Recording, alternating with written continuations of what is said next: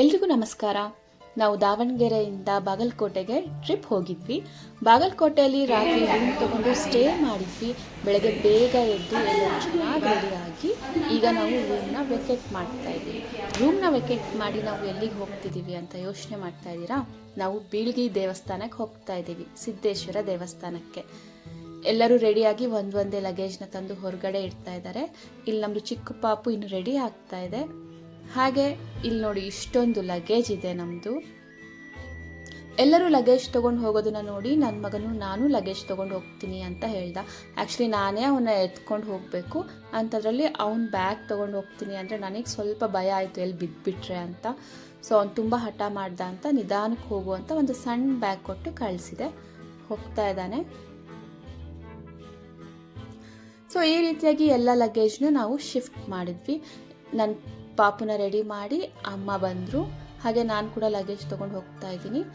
ಪೂಜೆ ಮಾಡಿಸೋದಿರೋದ್ರಿಂದ ಪೂಜೆಗೆ ಬೇಕಾಗಿರೋ ಐಟಮ್ಸ್ ಎಲ್ಲ ಕೆಲವು ಬ್ಯಾಗಲ್ಲಿತ್ತು. ಹಾಗಾಗಿ ನಾವು ಬೇಗ ಸಿಗೋ ಥರ, ಅಂದರೆ ಕಾರಲ್ಲಿ ಎಲ್ಲ ಲಗೇಜು ಇಟ್ಬಿಟ್ರೆ ತೆಗೆಯೋದು ಕಷ್ಟ ಆಗುತ್ತೆ. ಹಾಗಾಗಿ ಪೂಜೆಗೆ ಏನೇನು ಬೇಕು ಅದು ಬೇಗ ಸಿಗೋ ಥರ ಮುಂದೆ ಇಡ್ತಾ ಇದ್ದೀವಿ. ಹಾಗೆ ಇಲ್ಲಿಂದ ನಾವು ರೂಮ್ ವೆಕೇಟ್ ಮಾಡಿ ಹೋಟೆಲ್ಗೆ ಹೋಗ್ತಾ ಇದ್ದೀವಿ ಬ್ರೇಕ್ಫಾಸ್ಟ್ ತಿನ್ನೋಕ್ಕೆ ಅಂತ. ಹೋಟೆಲ್ ಹತ್ರ ಬಂದ್ವಿ, ಎಲ್ಲರೂ ಇಳಿತಾ ಇದ್ದಾರೆ. ಇಲ್ಲಿ ಹೋಟೆಲ್ ಪುಷ್ಪಕ್ ಪ್ಯಾಲೇಸ್ ಅಂತ. ಇಲ್ಲಿ ಬಂದು ನಾವು ಫಸ್ಟು ಬ್ರೇಕ್ಫಾಸ್ಟ್ ಮುಗಿಸೋಣ ಅಂತ. ಯಾಕೆಂದರೆ ದೇವಸ್ಥಾನದಲ್ಲಿ ಪೂಜೆ ಎಲ್ಲ ಸ್ವಲ್ಪ ಲೇಟ್ ಆಗಿಬಿಟ್ರು ಚಿಕ್ಕ ಮಕ್ಕಳಿದ್ದಾರೆ, ವಯಸ್ಸಾಗಿರೋರಿದ್ದಾರೆ. ಹಾಗೆ ನಮಗೂ ಕೂಡ ಫಸ್ಟ್ ಟಿಫನ್ ಬೇಕು. ಹಾಗಾಗಿ ನಾವೆಲ್ಲರೂ ಫಸ್ಟು ಬ್ರೇಕ್ಫಾಸ್ಟ್ ಮುಗಿಸ್ಕೊಂಡ್ವಿ. ಇನ್ನು ಎಲ್ಲೇ ಹೋದ್ರೂ ಈ ಚಿಕ್ಕ ಮಕ್ಕಳನ್ನ ಹಿಡಿಯೋದು ಒಂದು ದೊಡ್ಡ ಕೆಲಸ.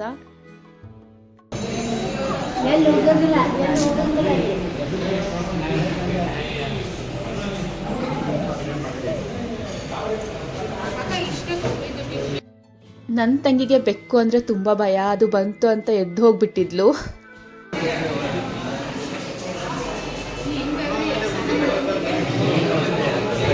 ನಮ್ಮ ಬ್ರೇಕ್ಫಾಸ್ಟ್ ಆಯಿತು, ಇನ್ನು ಎಲ್ಲರೂ ಬರಲಿ ಅಂತ ವೇಟ್ ಮಾಡ್ತಾ ಇದ್ವಿ. ಅದೇ ಟೈಮ್ ಗ್ಯಾಪಲ್ಲಿ ನಾನು ಸ್ವಲ್ಪ ಫೋಟೋಸ್ ವೀಡಿಯೋಸ್ನ ತಗೊಂಡೆ. ಯಾಕೆಂದರೆ ಈ ಥರ ಎಲ್ಲ ಹೋದಾಗ ಸ್ವಲ್ಪ ಫೋಟೋಸು ವೀಡಿಯೋಸು ತೊಗೊಂಡ್ರೆ ಅದೊಂದು ಒಳ್ಳೆ ಮೆಮೊರಬಲ್. ಇವಾಗ ನಾವು ಬೀಳ್ಗಿ ಸಿದ್ದೇಶ್ವರ ದೇವಸ್ಥಾನಕ್ಕೆ ಹೋಗ್ತಾ ಇದ್ದೀವಿ. ನನ್ನ ತಂಗಿ ಮಗುದು ಜವಳ ತೆಗೆಸ್ಬೇಕಿತ್ತು, ಅಂದರೆ ಕೂದಲು ತೆಗೆಸ್ಬೇಕಿತ್ತು. ಹಾಗಾಗಿ ನಾವೆಲ್ಲರೂ ಫ್ಯಾಮಿಲಿ ಬೀಳ್ಗಿ ಸಿದ್ದೇಶ್ವರ ದೇವಸ್ಥಾನ ಬೀಳ್ಗಿಗೆ ಹೋಗ್ತಾ ಇದ್ದೀವಿ. ಫ್ಯಾಮಿಲಿ ಜೊತೆ ಈ ರೀತಿ ಟ್ರಿಪ್ ಹೋಗೋದು ಒಂಥರ ಮಜಾ ಇರುತ್ತೆ, ಚೆನ್ನಾಗಿ ಎಂಜಾಯ್ ಮಾಡ್ಬೋದು. ಹಾಗೆ ಸೈಡಲ್ಲಿರೋ ಸೀನ್ಸ್, ಈ ರೀತಿ ಮುಂದೆ ಗಾಡಿಗಳು ಹೋಗ್ತಾ ಇರುತ್ತೆ, ಅದನ್ನು ಕೂಡ ನೋಡೋಕ್ಕೆ ಒಂಥರ ಚೆನ್ನಾಗಿರುತ್ತೆ. ಮಾತಾಡ್ತಾ ಹರಟೆ ಹೊಡುತ್ತಾ ಹಾಗೆ ಏನಾದರೂ ಕಾಮಿಡಿ ನಡೀತಾನೆ ಇರುತ್ತೆ. ಅಲ್ಲದೆ ಚಿಕ್ಕ ಮಕ್ಕಳು ಇದ್ದಾರೆ ಅಂದಮೇಲೆ ಇನ್ನೂ ಏನಾದರೂ ಸ್ವಲ್ಪ ನಗೋ ಥರ ಇನ್ಸಿಡೆಂಟ್ಸ್ ಆಗೇ ಆಗತ್ತೆ. ಲೇಟರ್ ಇದೆಲ್ಲ ಒಂದು ಒಳ್ಳೆ ಮೆಮೊರಿಯಾಗಿ ಉಳಿಯುತ್ತೆ. ಒಂದು ಊರಿಗೆ ಹೋಗಬೇಕು ಅಂದರೆ ಅಥವಾ ಟ್ರಿಪ್ಗೆ ಹೋಗಬೇಕು ಅಂದರೆ ನಾವು ಹೇಗೆ ಬಟ್ಟೆ ಎಲ್ಲ ಪ್ಯಾಕ್ ಮಾಡ್ತೀವಿ ಅದೇ ಥರ ಬೇಸಿಕ್ ಮೆಡಿಸಿನ್ಸ್, ಅಂದರೆ ಜ್ವರ, ಕೆಮ್ಮು, ಶೀತ, ಲೂಸ್ ಮೋಷನ್, ವಾಮಿಟ್, ಇದಕ್ಕೆ ಸಂಬಂಧಿಸಿದ ಟ್ಯಾಬ್ಲೆಟ್ಸ್ನ ಕ್ಯಾರಿ ಮಾಡೋದು. ಹಾಗೆ ಎಕ್ಸ್ಟ್ರಾ ಕ್ಲಾತ್, ತಿನ್ನೋಕ್ಕೆ ಸ್ವಲ್ಪ ಸ್ನ್ಯಾಕ್ಸ್ ಮತ್ತು ಹಣ್ಣುಗಳನ್ನ ಇಟ್ಕೊಂಡು ಟ್ರಾವೆಲ್ ಮಾಡೋದು ತುಂಬ ಒಳ್ಳೆಯದು. ಯಾಕೆಂದರೆ ಕೆಲವು ಕಡೆ ಹೋಟೆಲ್ಗಳು ಬೇಗ ಸಿಗಲ್ಲ. ಹೊಟ್ಟೆ ಹಸಿವಾದಾಗ ತೊಗೊಂಡು ಹೋಗಿರೋ ಸ್ನ್ಯಾಕ್ಸ್, ಹಣ್ಣುಗಳನ್ನ ತಿಂದು ಸುಧಾರಿಸ್ಕೊಳ್ಬಹುದು. ಇದರಿಂದ ಜರ್ನಿ ಕೂಡ ತುಂಬ ಚೆನ್ನಾಗಿರುತ್ತೆ. ಹಾಗೆ ಬೀಳ್ಗಿ ಸಿದ್ದೇಶ್ವರ ದೇವಸ್ಥಾನ ಎದುರುಗಡೆ ಕಾಣಿಸ್ತಾ ಇದೆ ನೋಡಿ. ಇದೆಲ್ಲ ಪೂರ್ತಿ ಕಲ್ಲಿನ ಕಟ್ಟಡ, ಒಳಗಡೆಗೆ ಕಲ್ಲಿನ ಬಂಡೆಗಳು, ಗುಹೆ ಎಲ್ಲ ಇದೆ.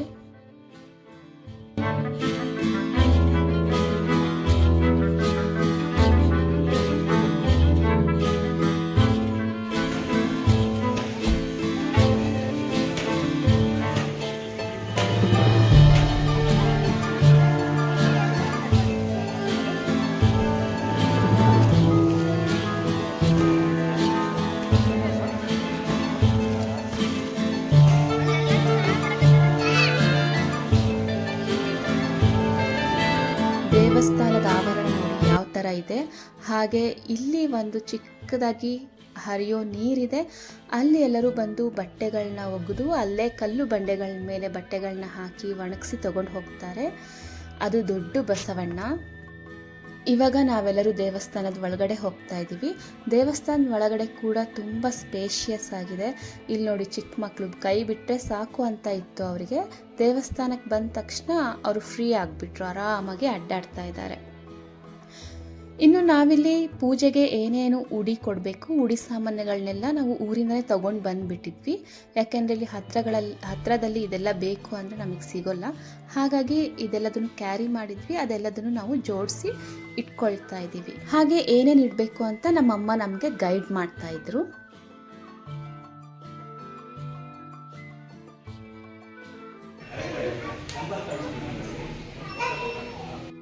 ದೇವಸ್ಥಾನ ಮಾತ್ರ ತುಂಬ ಚೆನ್ನಾಗಿದೆ. ನೀವು ಫ್ಯಾಮಿಲಿ ಅಥವಾ ಏನಾದರೂ ಈಗ ಟ್ರಿಪ್ ಅಂತ ಬಂದರೆ ಆರಾಮಾಗಿ ಒನ್ ಡೇ ಇಲ್ಲಿ ಸ್ಪೆಂಡ್ ಮಾಡ್ಬೋದು. ಇನ್ನು ಕೂದಲು ತೆಗೆಸೋ ಕಾರ್ಯಕ್ರಮ ಮುಗಿದ ಮೇಲೆ ಇಲ್ಲಿ ಸ್ವಲ್ಪ ಜನಕ್ಕೆ ಊಟಕ್ಕೆ ಹಾಕಿಸ್ಬೇಕಾಗಿತ್ತು. ಅದ್ರ ವ್ಯವಸ್ಥೆ ಕೂಡ ನಾವು ಮಾಡಿದ್ವಿ. ಇಲ್ಲಿ ಪೂಜಾರಿಯವರು ಕೂಡ ತುಂಬ ಸಪೋರ್ಟಿವ್ ಆಗಿದ್ದರು. ಪೂಜೆಗೆ ಏನೇನು ತರಬೇಕು, ಎಷ್ಟು ಗಂಟೆಗೆ ಬರಬೇಕು, ಎಷ್ಟು ಖರ್ಚಾಗತ್ತೆ ಎಲ್ಲನೂ ಡೀಟೇಲಾಗಿ ಎಕ್ಸ್ಪ್ಲೇನ್ ಮಾಡಿದರು. ಹಾಗೆ ನಮ್ಮದು ಪೂಜೆ ಇದ್ದಿದ್ದರಿಂದ ಎಲ್ಲ ಪೂಜೆನ ತುಂಬ ಚೆನ್ನಾಗಿ ಮಾಡಿದರು. ಪೂಜೆ ದೇವರಿಗೆ ಅಲಂಕಾರ ಆಗಿರ್ಬೋದು ಎಲ್ಲದೂ ತುಂಬ ಅಚ್ಚುಕಟ್ಟಾಗಿ ನಡೀತು. ಅಷ್ಟೇ ಅಲ್ಲದೆ ನಮಗೆ ಫೋಟೋಸ್ ವಿಡಿಯೋಸ್ ತೊಗೊಳಕ್ಕೆ ಕೂಡ ಅವರು ಹೆಲ್ಪ್ ಮಾಡಿದ್ರು. ಇದು ಸಿದ್ದೇಶ್ವರ ದೇವಸ್ಥಾನ. ಹಾಗೆ ಇಲ್ಲೇ ಇನ್ನೊಂದು ಕಡೆ ಬಲ್ಗಡೆಗೆ ಪಾರ್ವತಿ ದೇವರಿದ್ದಾರೆ. ದೇವ್ರಿಗೆ ಮಾತ್ರ ಸೀರೆ ಎಷ್ಟು ಚೆನ್ನಾಗಿ ಉಡಿಸಿದ್ರು ಅಂದರೆ, ಇದು ಸಿದ್ದೇಶ್ವರ ಸ್ವಾಮಿದು ಪೂಜೆ ಆಗಿರ್ಬೋದು ಅಥವಾ ಪಾರ್ವತಿ ದೇವಿ ಪೂಜೆ ಆಗಿರ್ಬೋದು ತುಂಬ ಚೆನ್ನಾಗಿ ಮಾಡಿದ್ರು. ನೋಡ್ತಾ ಇದ್ರೆ ನೋಡ್ತಾನೆ ಇರಬೇಕು ಅನ್ನೋಷ್ಟು ಚೆನ್ನಾಗಿತ್ತು. ನಮಗೆ ಗರ್ಭಗುಡಿ ಒಳಗೆ ಹೋಗೋಕ್ಕೆ ಪರ್ಮಿಷನ್ ಕೊಟ್ಟು ದೇವರಿಗೆ ಉಡಿ ತುಂಬೋಕ್ಕೂ ಕೂಡ ನಮಗೇನೆ ಹೇಳಿದರು. ಎಷ್ಟು ಜನಕ್ಕೆ ಈ ಚಾನ್ಸ್ ಸಿಗತ್ತೆ ಅಲ್ವಾ. ನಾವೆಲ್ಲರೂ ಖುಷಿಯಿಂದ ಉಡಿ ತುಂಬಿದ್ವಿ.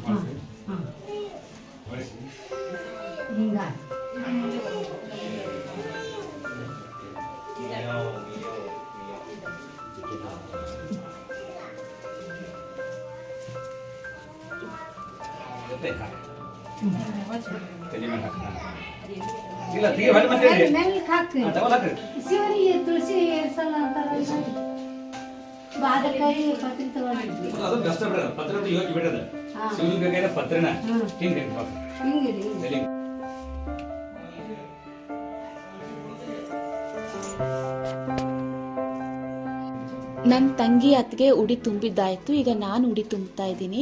ನಿಜವಾಗ್ಲೂ ದರ್ಶನ ಮಾತ್ರ ತುಂಬ ಚೆನ್ನಾಗಾಯಿತು. ಅದರಲ್ಲೇ ನಮಗೆ ಉಡಿ ತುಂಬಕ್ಕೆ ಈ ರೀತಿ ಬಿಟ್ಟಿದ್ರಲ್ಲ, ಅದು ಮಾತ್ರ ಇನ್ನೂ ಖುಷಿ ಆಯಿತು ನಮಗೆಲ್ಲ. ದೇವರಿಗೆ ಎಷ್ಟು ಚೆನ್ನಾಗಿ ಸೀರೆ ಉಡಿಸಿದ್ದಾರೆ ನೋಡಿ.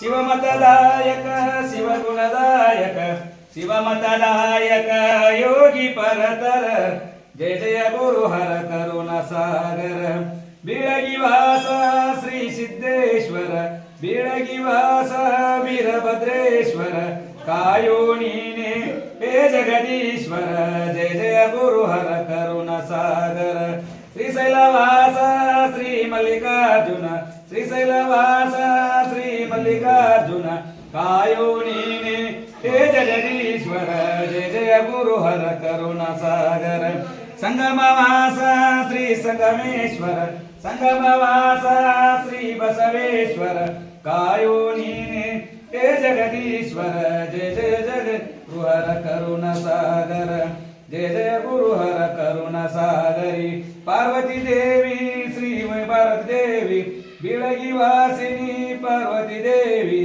ಗುಡ್ಡಪುರ ವಾಸಿನಿ ಶ್ರೀ ದಾನಮ್ಮ ದೇವಿ ಕೊಲ್ಲಾಪುರ ವಾಸಿನಿ ಶ್ರೀ ಮಹಾಲಕ್ಷ್ಮಿ ಕರ್ನಾಡು ವಾಸಿನಿ ಶ್ರೀ ಅನ್ನಪೂರ್ಣೇಶ್ವರಿ ಕಾಯೋ ನೀನೆ ಹೇ ಜಗದೀಶ್ವರಿ ಜಯ ಜಯ ಗುರು ಹರ ಕರುಣ ಸಾಗರ ಬರ್ಬೇಕು ಹರವು ಮೆಜ್ಞೇನ ವೈದಂತು ದೇವಸ್ಥಾನ ಧರ್ಮಾಣಂ ಪ್ರಮಾಣಂ ದೇಹನಾಥಂ ಮಹಿಮಾನ ಭಜಂತ್ರಿ ಪೂರ್ವೇ ಸಾಧ್ಯ ಸಂತುದೇವ ಜಯ ಮಂಗಲಂ ಜಯ ನಮಃ ಪಾರ್ವತಿ ಶಿವ ಹರ ಮಹಾದೇವ ಎಲ್ಲರಿಗೂ ಕೂಡ ಹಾಕಿ ಜಂಕರ ಐತೆ ನಮ್ಗೆ ಅಷ್ಟು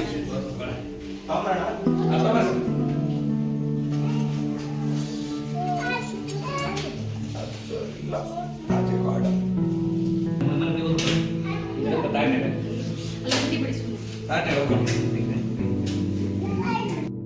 ಜವಳ ತೆಗಿಯೋಕೆ ಅಂದರೆ ಕೂದಲು ತೆಗಿಯೋಕೆ ಇಲ್ಲಿ ಎಲ್ಲ ಅರೇಂಜ್ ಮಾಡ್ತಾ ಇದ್ದಾರೆ ದೇವ್ರ ಮುಂದೆ.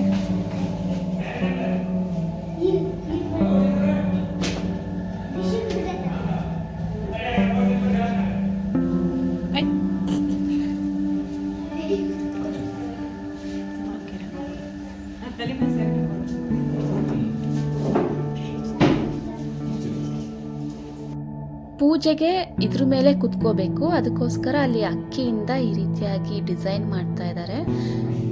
ನಮ್ಮ ಕಡೆ ಯಾವುದಾದ್ರೂ ಮದುವೆ ಅಥವಾ ಈ ಥರದ ಕಾರ್ಯಕ್ರಮ ಇದ್ರೆ ಮೊದಲು ಅಕ್ಕಿಯಿಂದ ಈ ರೀತಿ ಮಾಡಿ ಅದ್ರ ಮೇಲೆ ಅವರನ್ನ ಕೂರಿಸೋದು ಪದ್ಧತಿ.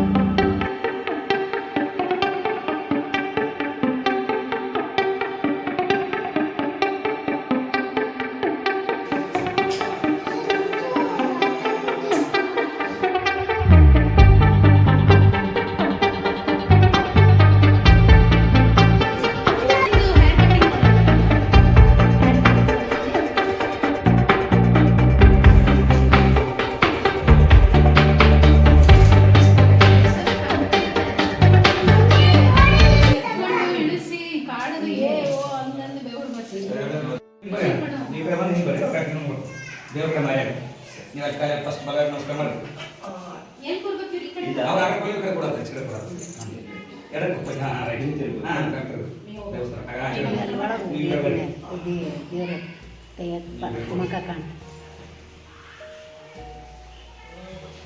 ದೇವಶ ಒಂದು ಗೊತ್ತಾಗಿತ್ತು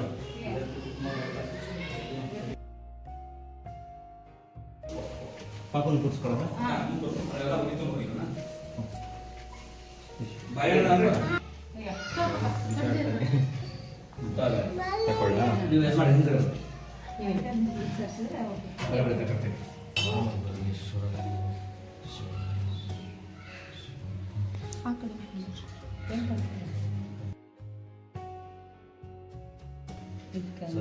ಎಷ್ಟು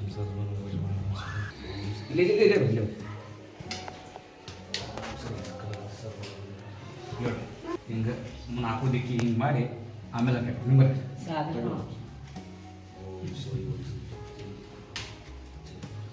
ನಾಲ್ಕು ದಿಕ್ಕಿ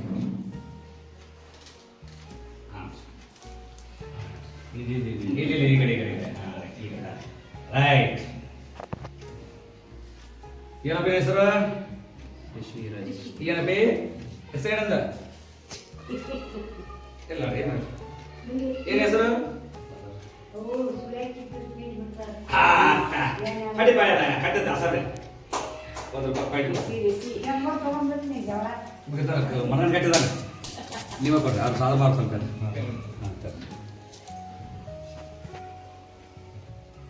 ಸಮಯ ಇಲ್ಲೇ ಒಳ್ಳೆದಲ್ಲಿ ಬಿಟ್ಬಿಡೋಣ, ಇಲ್ಲೇ ಆಯ್ತು ಇಲ್ಲ ಕೂದಲು ತೆಗೆಸಿದ್ದಾಯಿತು. ಅದಾದಮೇಲೆ ಗಂಡ ಹೆಂಡತಿ ಹಾಗೆ ಪಾಪುಗೆ ನಾವು ಆರತಿ ಮಾಡಿ ಉಡಿ ಕೊಡಬೇಕು, ಅದು ಪದ್ಧತಿ. ಅದನ್ನು ಇಲ್ಲಿ ಮಾಡ್ತಾ ಇದ್ದಾರೆ.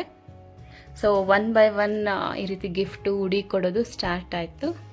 ಇದನ್ನ ಒಂದು ಫಂಕ್ಷನ್ ಅಂತಲೂ ಹೇಳ್ಬೋದು. ಎಲ್ಲ ತುಂಬ ಚೆನ್ನಾಗಿ ನಡೀತು.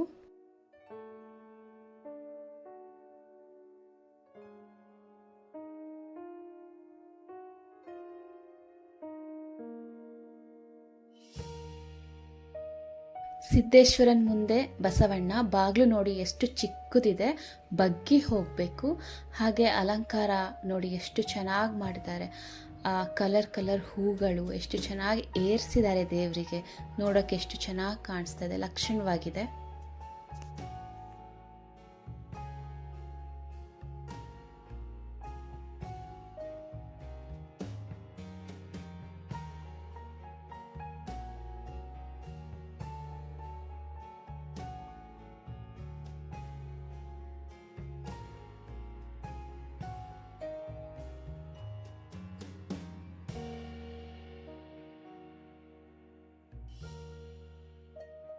ಪೂಜೆ ಮುಗೀತು, ಕೂದಲು ತೆಗೆಸೋದು ಮುಗೀತು.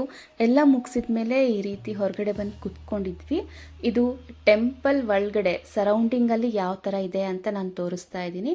ಈಗ ಇದಾದಮೇಲೆ ನೆಕ್ಸ್ಟು ಊಟದ ಕಾರ್ಯಕ್ರಮ. ಅದಕ್ಕೂ ಮುಂಚೆ ಇಲ್ಲಿ ಒಂದು ಆಕಳ ಬಾವಿ ಅಂತ ಇದೆ. ಇದು ಒಂದು ಟೈಮ್ನಲ್ಲಿ ಒಂದು ಚಿಕ್ಕದು ಹಸು ಈ ಗುಹೆ ಒಳಗಡೆ ಹೋಗಿತ್ತಂತೆ. ಅದು ಇಲ್ಲಿ ತನಕ ವಾಪಸ್ ಬಂದಿಲ್ಲ. ಅದಕ್ಕೋಸ್ಕರ ಇದನ್ನು ಆಕಳ ಬಾವಿ ಅಂತ ಕರೀತಾರೆ. ಅಲ್ಲಿಂದ ಯಾವಾಗಲೂ ನೀರು ಹರಿದು ಬರ್ತಾ ಇರತ್ತೆ. ಅದ್ರದ್ದೊಂದು ಗ್ಲಿಮ್ಸ್ ನಿಮಗೋಸ್ಕರ.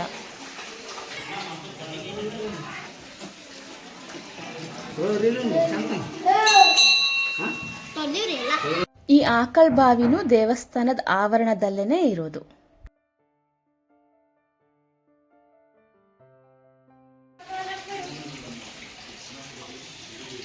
ಇಲ್ಲೇನಿದೆ ನೋಡುವ, ಇಲ್ಲಿ ಹಾ ಲಿಂಗಗಳು. ಇಲ್ಲಿ ಬಗ್ಗಿ ಹೋಗ್ಬೇಕು, ತುಂಬಾ ಕಡಿಮೆ ಜಾಗ ಇದೆ.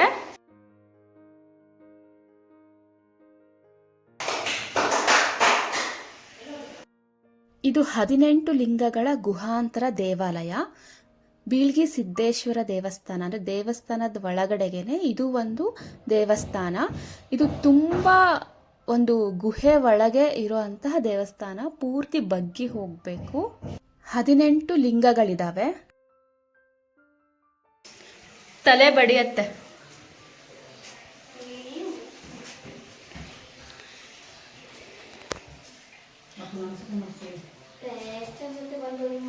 ನೋಡಿ ಬಂಡೆಗಳು ಯಾವ ಥರ ಕಾಣಿಸ್ತಾ ಇದೆ. ಲಿಂಗುನೇ ಚಿಕ್ಕದು, ಅದ್ರ ಮೇಲೆ ಸ್ವಲ್ಪ ಮಾತ್ರ ಜಾಗ ಇದೆ. ಇನ್ನೆಲ್ಲ ಫುಲ್ ಬಂಡೆಯಿಂದ ಕವರ್ ಇದೆ. ಅಷ್ಟು ಚಿಕ್ಕ ಜಾಗ.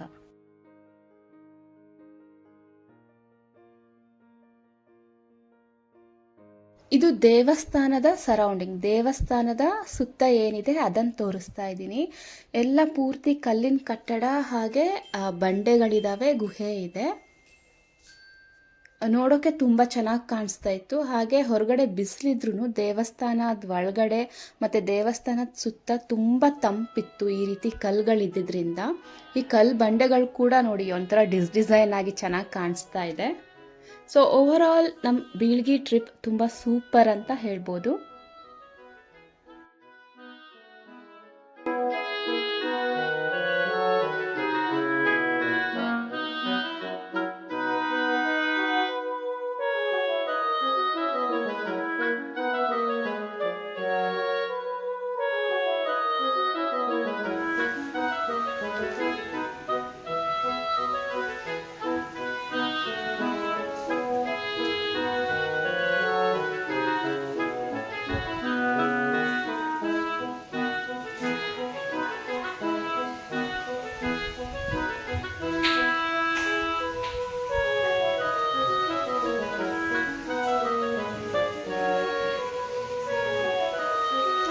ಆಕಳ ಬಾವಿಯಲ್ಲಿ ಹರಿತಿರೋ ನೀರಿನ ಸೌಂಡ್ ನೋಡಿ ಯಾವ ಥರ ಕೇಳಿಸ್ತಾ ಇದೆ.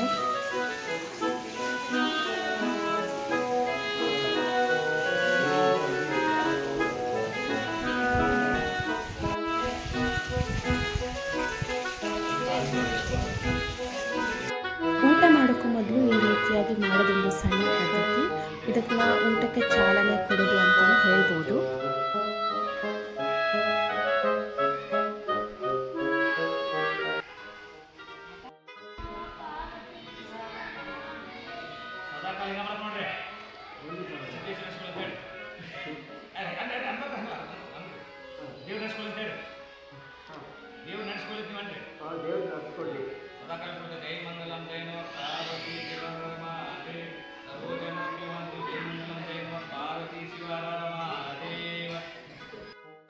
ಪಾಪುದು ಜವಳ ತೆಗ್ಸೆ ಆದಮೇಲೆ ಊಟಕ್ಕೆ ಅರೇಂಜ್ಮೆಂಟ್ ಆಗಿತ್ತು. ಅಲ್ಲೆಲ್ಲರೂ ಕೂತ್ಕೊಂಡು ಊಟ ಮಾಡ್ತಾ ಇದ್ದಾರೆ. ಅವ್ರದ್ದು ಮುಗಿದ್ಮೇಲೆ ನಾವು ಊಟ ಮಾಡೋಕ್ಕೆ ಇಲ್ಲಿ ವೇಟ್ ಮಾಡ್ತಾ ಇದ್ದೀವಿ. ಎಲ್ಲರಿಗೂ ತುಂಬ ಹೊಟ್ಟೆ ಹಸಿವಾಗ್ಬಿಟ್ಟಿತ್ತು.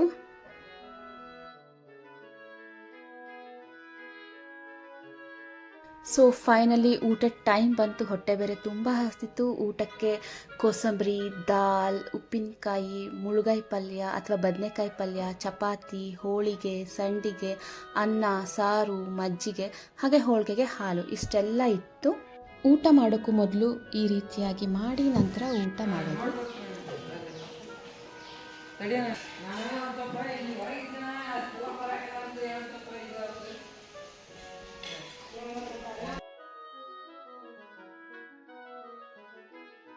ನಮ್ಮದು ಅಂದರೆ ಲೇಡೀಸ್ದು ಇನ್ನೂ ಊಟ ಆಗಿರಲಿಲ್ಲ, ಹಾಗಾಗಿ ಅವರೆಲ್ಲ ಊಟ ಮಾಡಿ ಈ ರೀತಿಯಾಗಿ ಟೈಮ್ ಸ್ಪೆಂಡ್ ಮಾಡ್ತಾಯಿದ್ರು. ಮೇನ್ ಟೈಮಲ್ಲಿ ನಾವು ಊಟ ಮುಗಿಸ್ಕೊಳ್ತಾ ಇದ್ವಿ ಆರಾಮಾಗಿ. ಊಟ ಮಾತ್ರ ತುಂಬ ಸೂಪರಾಗಿತ್ತು.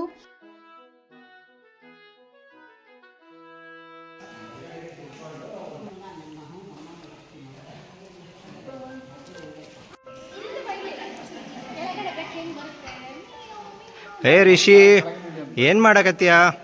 ಓಯ್, ಹತ್ತಬಾರ್ದು, ಅಲ್ಲಿ ಬೀಳ್ತಿ.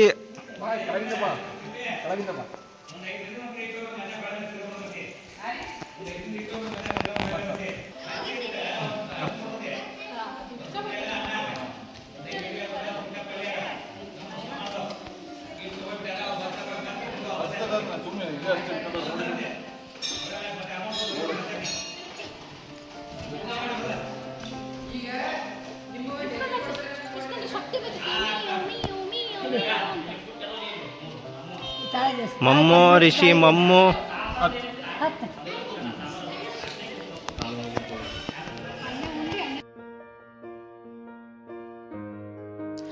ಇವನೊಬ್ನಿಗೆ ಊಟ ಮಾಡಿಸೋಕೆ ಇಲ್ಲಿ 4 ಜನ ಸರ್ಕಸ್ ಮಾಡ್ತಾ ಇದ್ದಾರೆ ನೋಡಿ.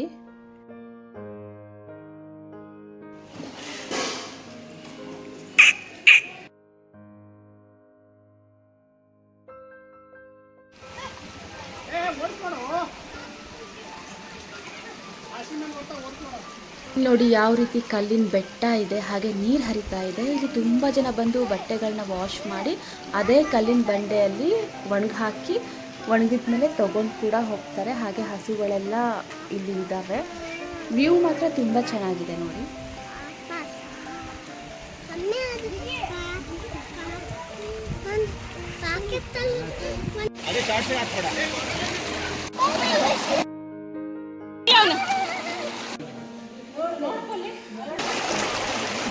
ನೀರಿನ ಶಬ್ದ ಒಂಥರ ಮೆಡಿಟೇಷನ್ ಇದ್ದ ಹಾಗೆ.